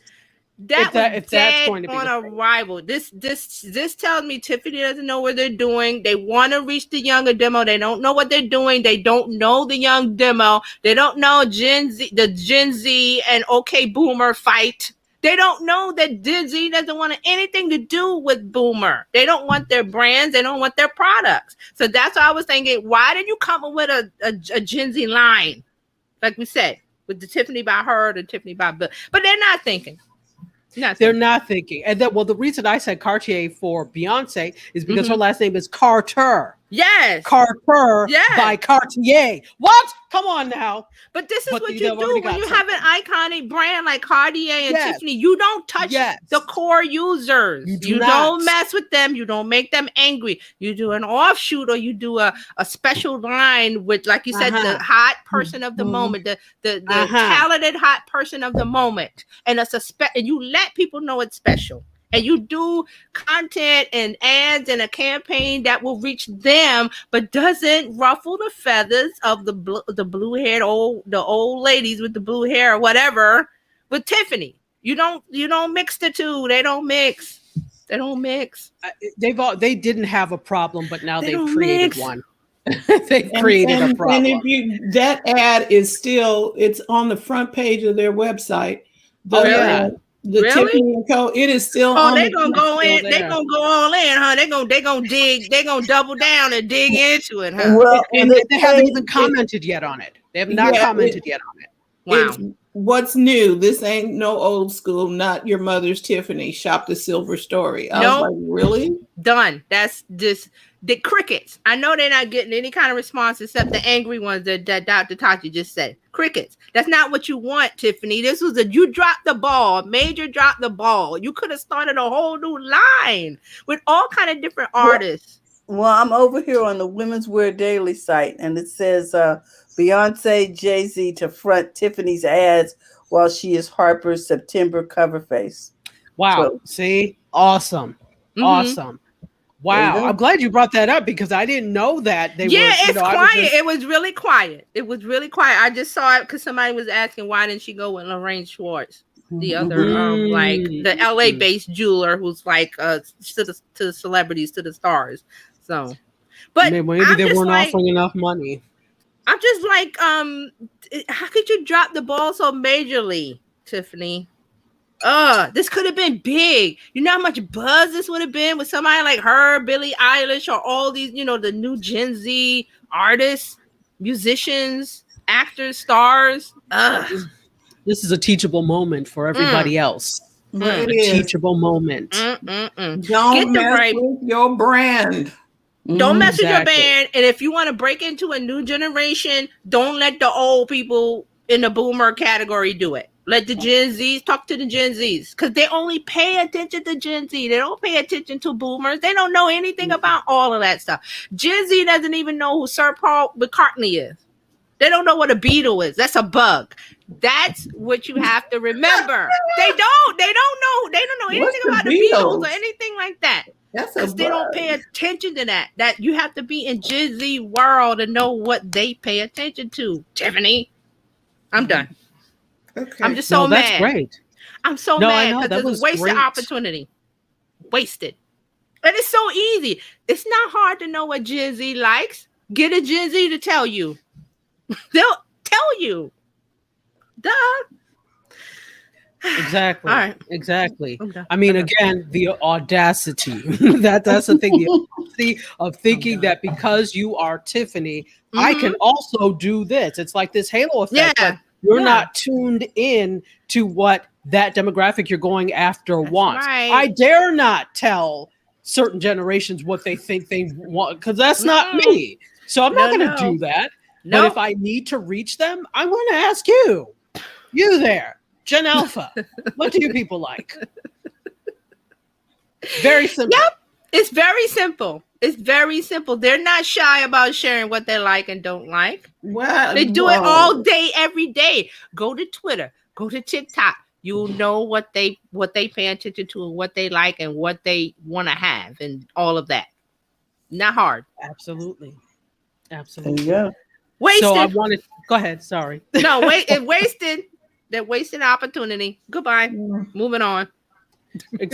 Okay, thank you. So moving on from that, I wanted to add that because it was right in line with what you were talking about. Yeah, I love that. DJ, and with the whole Crystal Pepsi thing, it seemed like a good idea at the time. Yeah, it was like a good idea at the time. The CEO said. And I'm sure they all thought this was brilliant. And backfired. And we all make mistakes. Sometimes things backfire, but often things don't have to backfire if you take the time to do the research. And these two dead smashed flies could have told you that this was not going to work. Stevie Wonder saw this wasn't going to work. Well, let's talk a little bit about the Tokyo Olympics. They drew the smallest number of the Summer Games since 1988. Wow. Their average nightly viewership was 15.5 million, according to NBC Universal. This is the lowest since it won the exclusive U.S. media rights 33 years ago. So NBC has had the media rights for 33 years, and this is the lowest that it's ever been. Small. Now, I could say there are a number of things that's due to. Now, there was not audience, right? They were not allowed to have spectators, I should say, which was weird. Watching it was weird. It was really weird. It was weird. But you know what they could have done? That would have been a perfect opportunity for branding. That would have been a perfect opportunity for a lot of things where they could have had companies sponsor a person. They did the cutouts and the seats. Yeah, they had the cutouts they did for the National Dog Mhm. Show. Mhm. I thought that was brilliant. Again, you see all sorts of things. It's hilarious and it's brilliant. And the thing is, that would be a way maybe to raise money for youth athletics or that type of thing. Yeah, so I think they charity. could have turned charities, right? Mhm. I think they could have made this into a positive thing by doing something like that. Again, it was already postponed because it's already coming, at a weird time. It was already postponed from last year. I don't know if people were in the mind space to be able to think that far ahead. When it comes to media, you need creative people in media and stuff like this who say, okay, the Olympics is going to be this. No people in the stands is going to be weird. Now, what can we do? Again, this is where you get fresh young minds in there and you listen to them. They could have allowed you to sponsor a seat with your picture or the picture of the person of your choice on it, for $100, and connected that to, like you said, youth sports or whatever, and then they would have had all these cardboard spaces and people looking for their seat. Yeah. Right. Exactly. Like they did with the National Dog Show. So you could pay for a seat to do that, and then that would go to do things, because obviously there are people don't go to the Olympics for free. You have to pay for a ticket. Yeah, so you pay. That used to pay for the venue or whatever. Now you don't have any of that revenue that you would normally get from concessions. You would normally get from people, spectators, etc. So you could have turned this into something where we're already going to lose. So why don't we keep half of this for that, and then the other half will go to charities? That could have been a great thing. And I don't know that they did not think about it, but they didn't execute it. And at the end of the day, they didn't listen to somebody who brought it up, because you got it in virtual world, and this is what it is. You have to think virtually. You have to expand your mind and be creative and listen to people who have ideas out of the box. Because people, like you said, people aren't sitting there. It's weird. Even watching it, I was like, it was weird. Well, I think too, viewership is down because we're used to getting it when we want it. And so we just go over to YouTube or wherever and watch that event later whenever it's convenient for us. But see, here's the thing. You're right, Carolina. But here, and Dr. Tachi can speak to this. It's not just the Olympics. It's all the live events, like the Oscars, the all of those shows that seen declines. Exactly, because people want it when they want it. We're used to being able to, get it somewhere else. We don't have to sit here on your channel because you're the only one that got rights. Exactly. And appointment TV, quote unquote, has really gone away, where every Thursday such and such is on. It's still there, but how many people watch it on the day it's supposed to? That's why ratings now include when people watch it beyond the day. Plus, plus. Right. And then here's the thing, because I have I have Paramount Plus, because I like the Good Fight and some of the other shows, but they still do appointment TV. It only comes out once a week. I'm like, so I let it sit. No, they did that purposely. I hate that. I hate it. They don't have enough content to really justify giving you a batch of stuff to watch at once. Then there's nothing left. Right. B, they can keep you on the hook till the next series comes out, so that you'll still keep subscribing. Right. And then the next series comes out. But so that don't work with me, because I'm like, I only want the good fight. And I'm like, I'm done. Exactly. But they're trying all sorts of things because we live in this binge watching culture now. They're trying all sorts of things to keep. They would, if they could go back to once a week for everything, they would love that. But the reality is, we don't. We know. We like the binge watch. I do see that, Terry, with the drip process. One of the shows I watch on BritBox, they are doling out the series once a week. I'm like, why? I'm like, it's not on the air. It's not like you said, like Dr. Tachi said, appointment TV. It's not that. That's why I'm buying it, because I'm like, okay, I want to sit down and watch Ted Lasso all at once. But no, I gotta wait till they drip it out every Friday. Or I want to watch The Good Fight. I gotta wait till they drip it out. I don't even know what day they release it, because I'm so mad. I'm just waiting till they show every single episode, and then I'm going in there and watching it, and I'm turning it on. Yeah. Yeah, I'm a that's me though. That's me. I'm like, okay. No, But it's not on. I get It's not it. on the air. It's not ABC. It's not like you said a Thursday night. It's in. I'm paying for the app. Let me watch all of them at once. I But don't the care about app, people. like I said, Yeah, the app they don't does have not. enough. These streamers I don't know. have enough content to I do know. that. So they have to make it seem like it's like when, okay, you know how, okay, not to be funny and not to, you know, but you know Right. how men will do a comb over thing or try and fluff Oh. to make it okay. Oh, you mean So- 45? And he takes from the back.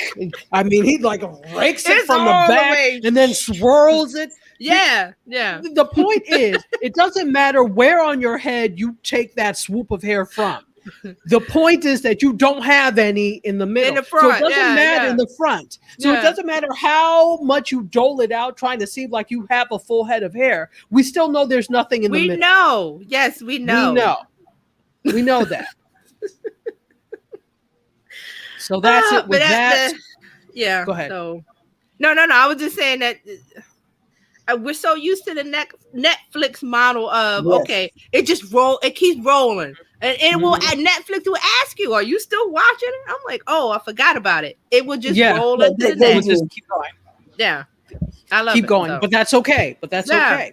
Yeah. So let's talk a little bit about, again, some of these stories cross over with social media, but this is also media. Yeah, no, So, they you know, interact. Mhm. right, because when you're a creator, you are creating media, even if it's on a social media platform. So often all of Yep. these things are going to intersect. So a year after creating the Megan Thee Stallion Savage Challenge, if you've watched TikTok, you've seen, you know, Megan Thee Stallion's song Savage. So there was a challenge on TikTok. It's a dance, basically. Came out last year. And Kiara Wilson is the TikToker who came up with that. As you know, there's been a habit, which is why there had been a boycott. There's been this habit of people to usurp the dances of particularly Black creators, because let's be clear, it's Yes. mostly Black creators on TikTok that Yes. create these dances. Yes. Okay. Agreed. There's no, you know, argument there. And so what has happened is you've got people like that will be recognized for it. And this has happened even before TikTok, where there is a you know, a appropriation, right? And Agreed. and then subsequent commodification. Yes. Mhm. So yeah, usurping acculturation, whatever content, Right. exactly. So she has earned a copyright to that dance. Oh, good. Yes. So here's the thing: people didn't know this, but copyrights for dance have been out since I was still dancing with companies.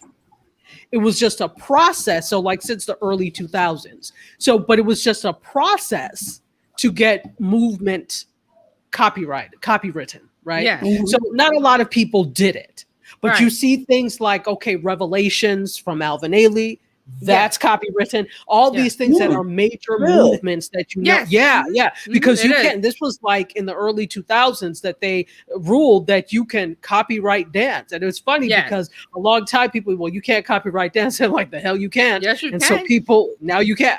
So, you know, in light of this whole thing, a lot of TikTokers were taking the stand. Now, there's a TikToker or a creator, what's his name? Is it Jason Bolden? No, Jaquel Knight. Fashion. Yeah. Mhm. Sorry, Bolden. Jason, Mhm. but That's yeah, okay. because I'm still thinking fashion. Mhm. Jaquel Knight actually was like the first person to get his things copywritten in this space. So he's Okay. the one that came up. He's a choreographer that came up with the single ladies choreography for Beyonce. So Mhm. all of that hand, is yeah. copywritten now. Oh, right. okay. Let me stop. Right? So I was doing it like, let me. The views expressed by, yeah, no.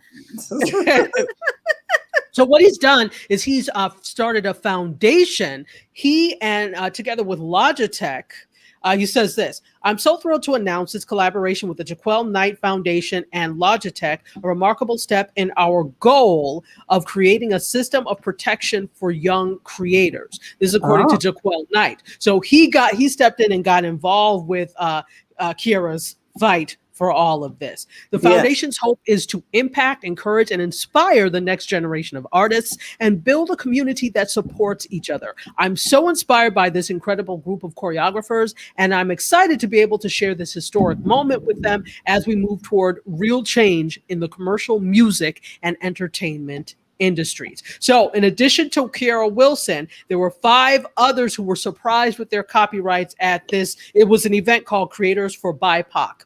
They're also young Deji, I think that's how he says his name, the creator of the Woe Dance, Full Out Cortland, creator of Doja Cat's Say So performance at the 2020 Billboard Music Awards, the Nene Twins, creators of the Dance to Megan Thee Stallion's Savage remix featuring Beyonce, Chloe Arnold. Oh my gosh. I know Chloe. Wow. No, it's funny. I don't know her very well, but we all danced at dance place in Washington, D.C. She was really little when I was there. She was one of the dance place energizers, but yeah. Well, and I run into her at events, periodically. I didn't read the whole list of them. So Chloe Arnold, a Saluda legend, choreography for Syncopated Ladies. She and her sister have started a tap group called Syncopated Ladies. And Maya Johnson and Chris Cotter, creators of the Up Dance to Cardi B's single. So it's been an uphill battle because like I said, it's a process. So hopefully through the Jaquel Knight Foundation and Logitech, they are helping these creators protect their work. So people wonder why I'm not dancing on because just that. Wow. All right. So I know we don't have much time left, so I'm going to go through some of these things, but that doesn't mean that on Clubhouse or here, you should not feel free to do it. To answer, rather, or come in. OWN, or the Oprah Winfrey Network, has teamed up with HGTV for Robert Hartwell's series, home renovation series from Drew and Jonathan Scott, which is going to be on Discovery Plus. Now, if you don't know Drew and Jonathan Scott, they are the Property Brothers. Oh, okay. I didn't know their real HGTV. names. I know Property. I've heard of the Property Brothers. I didn't know their names. Yeah, I didn't. Yeah. So Discovery Plus is expanding their unscripted programming to add this home improvement. So their parent company is Discovery. They unveiled a slate of 5 new shows produced by OWN, or Oprah Winfrey Network, and ordered straight to series for the streaming service. They include Taking Back the House, starring Robert Hartwell from the and from Property Brothers stars Drew and Jonathan Scott, co-produced by OWN and corporate cousin HGTV in their first ever partnership. So I thought that was cool because we're seeing everybody get, and I think there's this move toward displaying home. Now it's always been there. It's always been there, but because HGTV has been, and what's the other one? Their sister company, DIY. They've been around for donkey years. Yes, DIY. They've been around for donkey years at this point. But because we're spending so much more time at home because of the pandemic, there is more of a move to make where you're spending a lot of time comfortable. And not just that, also this move to the home office, the home workspace. So we've seen a lot in terms of renovating a space in your home to make it comfortable for work, for those who can work from home. So this is very timely and it makes sense. And you're probably going to be seeing a lot more of these types of things in the coming year, I would say. Wow. That makes a lot of sense because the rise of the remote worker. I think Google is not letting their workers come back. There's some of the workers are not coming back at all. They're going to stay remote. That's right. That's right. So that's a big deal because you don't want to remember that picture in the New Yorker, or was it one of the magazines, and it was the lady with her laptop on some books and stuff was all over the floor and the cat. Remember that? Yes. Yeah, but it was just the view of the camera that she had to worry about. So it's like now it's like, okay, we're not going to do that anymore. So let's spiffy up our spaces or make a dedicated space. And it's all about mental health. So that's a really big thing that's coming up. Yes. Absolutely. So it looks like Discovery is getting in big on this together with the OWN network. Wow. AT&T slash Warner Media is in talks to sell TMZ to Fox. Oh, okay. Wow. TMZ, as deplorable as it is a big presence. So they're in talks to sell the celebrity gossip site TMZ to Fox, according to Deadline Hollywood. And yet another deep pairing with their paring down of their assets, I should say. And this one comes as they prepare to spin off Warner and merge it with Discovery. Were we just not talking about Discovery? Yes. Yep. Okay. So this is a $43 billion deal that was announced in May. So it was actually announced in May, and it actually looks like it's going to get approved. That's the thing, the approval process. But it may not close till the middle of next year. And so until then, the companies are going to be required to operate separately on a business as usual model. And for AT&T, this has meant that selling off non-core assets so they could raise cash for this, right? They have a lot of debt they have to pay down, and they're making a lot of investments in 5G rollouts. Yeah, so that's the reason they're exiting with this deal, this Discovery deal. That's why. So this is all very interesting. Watch the as Terry likes to say, these breadcrumbs, right? Yeah. What TJ rather, who is also Terry, but you know. Watch the We get it. Yeah. So I thought this was extremely interesting, and we'll see what happens when that deal finally closes. Let's talk a little bit about theater. AMC Theaters and Warner Brothers have agreed to an exclusive 45-day window for films for 2022. This happened on their earnings call on Monday. So this is a shortened theatrical window for Warner Brothers, agreeing to exclusively release films for 2022 in a 45-day window. So this means that there is a 45-day window between when it debuts in theaters and when it can appear everywhere else.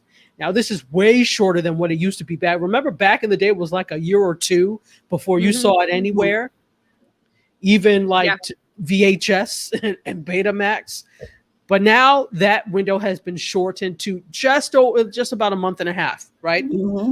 For this. So they already had a similar deal for their 2022 films for Cineworld, which does the Cinemark theaters, right? But the news should come as reassuring to theater owners that they're preserving a theatrical window, basically. So this year, there was a lot of hurt feelings because of the experiment that Warner did in terms of going straight to theaters, straight to streaming, same day that it was open in theaters. Same thing with Universal. So they said it was a one-year experiment in response to COVID-19, and the window deal is a sign that they're upholding the promise that it was just for 1 year. I personally am like, keep going with the streaming thing. But it's the big three theaters don't like losing money, and they refuse to pivot, apparently. So among the films that are set to release by Warner Brothers for next year are the DC films The Batman, Black Adam, The Flash, and Aquaman and the Lost Kingdom. And they also plan to release the Baz Luhrmann biopic, Elvis, and it's going to star newcomer Austin Butler as Elvis Presley and Tom Hanks as Presley's manager, Colonel Tom Parker. So this is interesting news. We got a shortened theatrical window of 45 days, agreement between AMC Theaters and Warner. Also, speaking of AMC is going to start to accept Bitcoin as payment by the end of this year. Really? Yes. So they said Monday at the same earnings call that they're going to start accepting Bitcoin as payment by the end of the year. This announcement was made by CEO Adam Aron. And they're the world's largest cinema chain, in case you did not know. So they're looking to do this as a way to drive sales while it attempts to bounce back from COVID-19. Is anybody else confused? Okay. I don't see this as driving sales. I see this as you taking another form of payment. How many people actually own Bitcoin that this is going to be a big deal for them? Exactly. It's And not that many people. No. And then it's like, all right, if I have Bitcoin, I'm not going to spend it with you. Bitcoin is an investment. I know, I understand it's a cryptocurrency, but for a lot of people, it's an investment. Yeah, what I'm not going to do. We're not there where we're exchanging Bitcoin for goods and services just yet. We're not there yet. No. Absolutely. So on Monday afternoon, AMC reported that they lost $344 million between March and June, which was better than the $440 million Wall Street analysts were expecting them to lose during quarter two. But the company, like all chains, have been hard hit over these last 18 months. And AMC said they are not out of the woods yet when it comes to weathering the pandemic's impact, but that they can, quote, envision a happy Hollywood ending to this story. See, that shows you they don't want to change.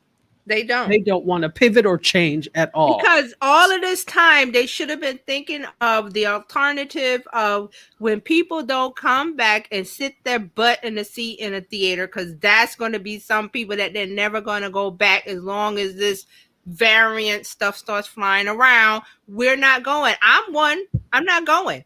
So, okay, AMC and all you guys, what are you doing to fill in the gap of, okay, this is our, the butts in, I call it the butts in the seat model, and this is the people that don't want to come. How do we get them, invested in some kind of other alternative plan of movie going? They're not doing that. They're sitting there waiting. Oh, well, this COVID thing about to be over. Oh, yeah. Okay, yeah. Here comes another variant. The clock is ticking. What are they doing? That's part of the reason it's a problem with having older leadership at the helm of these companies. It's just like the whole Tiffany thing. Nobody wants to listen to reason because they are so here's the thing, and this will be my final word on it. I think that what's going to have to happen is across the entertainment industry, across the media industries, we're going to need to get used to making less money on things. Nobody wants to hear that, but we have been enjoying, it's like the housing bubble, right? There are houses that are like a 1-bedroom flat, and it is like, that'll be $785,000, please. And people are snapping it up, right? Because they want to get but there's out no of heat in this are. house. Yeah. Exactly. There's no air conditioning in this house. It doesn't matter. But the market is so inflated for these things. And look, that's been media for a long time. The market has been so inflated in terms of what it actually costs to do some of these. I'm not saying it's cheap. It does cost to do some of these things, but then you see record profits and people enjoying record profits and flying planes and stuff. You don't have to make that much. You can still make profit without needing the sun, the moon, and the stars too. Exactly. So I think that we're going to have to come to a point where we're reckoning with how much do we actually need to make this profitable as opposed to inflated. Right. That's just my take on it, but They've gotten used to the good times. They've gotten used to the good day. And it's like, okay, here comes the disruptor, the pandemic. And it's like, okay. And I was just thinking it, and we've been talking about this since the beginning of the pandemic. I was like, people still want goods and services. People still want things. They're not going to go to you to get it because it's not safe. But you got to figure out the distribution model of they still want it. They still have money. You see, people still have jobs and money and stuff. It's not everybody that's out of work. Some people aren't, unfortunately. But all of that is the structure to say, listen, this is the time when I need to figure out what can I do that's different from when I did it before because I was unhappy. The model is there. You got to figure out the new path. They're there. The consumer is there. They have the money. They're just not going to come to you. They're not going to go in the store. Some will, but most are like, I don't want to go in. Can it just come to me? And you need to figure that out. That's how you get. And if you're not willing to, that's how you keep your record profits and your yachts and your this and that. All I have to say is Blockbuster and one store left in Washington, Alaska. Sorry. Somewhere. Yeah, it's in Alaska somewhere. Yeah. And it's in Alaska because Alaska doesn't have the infrastructure of reliable internet like we do. So that's why that Blockbuster is still doing business. Exactly. So, And that's what I have for media today. well, thank you. Wow. Well, I'm with you, Terry. It's going to be a minute before I'm back in a theater. I'm not trying to do Yeah, all I'm not that with going. you people. And speaking on this, the Aretha movie comes out today, and it's exclusively in the theater. And guess what? I'm not going. I want to see it, but I'm not going. I don't want it that bad. Now, if they put it on HBO Max or something like that, I would have shelled my money to see it, but I'm not. Yeah. So some people you can't tell anything. You just have to show them and that's let them the one fail. movie I would pay for, HBO Max, but you didn't put it there. So it's like exclusively in theaters. Exclusively, I stay my butt home and I wait for. Eventually, it'll be somewhere where I can watch when it. I Yeah. can get it. I'm good. Well, at least we know we got 45 days, right? 45 days. 45 days. Yeah. Before you know it. We can do 6 weeks. It's good. We're good. Yeah. So it'll be just in time for the holidays. There you go. Oh. So we can have some watch parties at home. There you go. Okay, there you go. Which is a financial loss for them, but okay. Oh well. I'm not risking my life for a movie, even though I want to see it. No. Exactly. I know it's going to be good. Oh, I know it's good. I see the trailers. Woo. Yes. Handpicked by Jennifer Hudson was handpicked by Aretha herself for this role. Wow. And so, but I'm not going. Sorry. So we'll see you when we see you guys. Oh my goodness. So I guess that says, hey, I want to thank everybody. It's been a lively conversation. We had some rants today, boy. It was good. A lively conversation. And I'm all about the fashion. I love the conversation. Thank you, Dr. Tachi. I'm going to check that. Yeah, I got it queued up. I got that YouTube channel queued up. The Karen Britt. Yeah, thank you. Absolutely. Yeah. Mm-hmm. Yeah. So we're looking forward to seeing more of her. And after all, she is a chick. So, we here at BizChicks, we like chicks. So we'll be checking her out. Guys, I want you to make sure that you follow Dr. Tachi on Mediascope and Terry Johnson online everywhere.